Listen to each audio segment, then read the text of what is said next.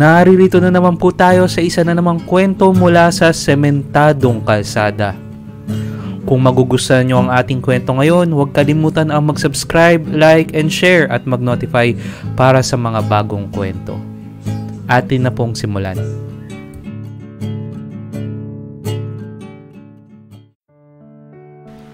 Sa isang maliit na tahanan sa barangay Sementadong Kalsada, may isang ina na may pangalang Marisa.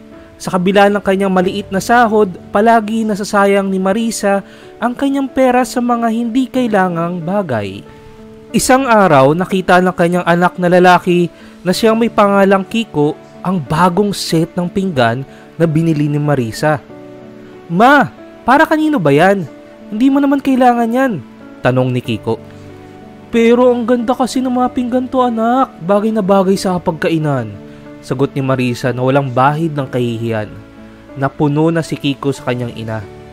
"Ma, yan na naman ang ika-20 na set na pinggan na binili mo sa loob ng 1 taon. Wala ka namang ginagamit ni isa sa mga yan." Ngunit walang epekto ang reklamo ni Kiko sa kanyang ina.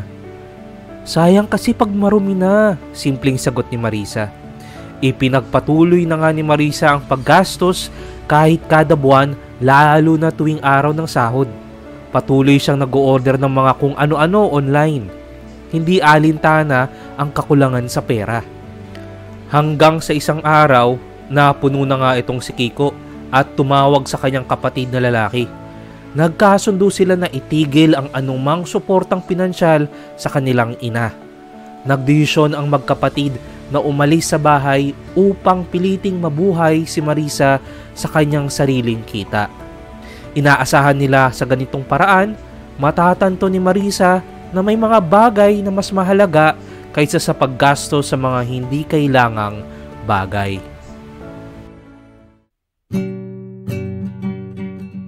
At dito na po natatapos ang ating kwento ngayon. Huwag pong kalimutan mag-subscribe para po sa panibagong mga kwento mula sa Sementadong Kalsada.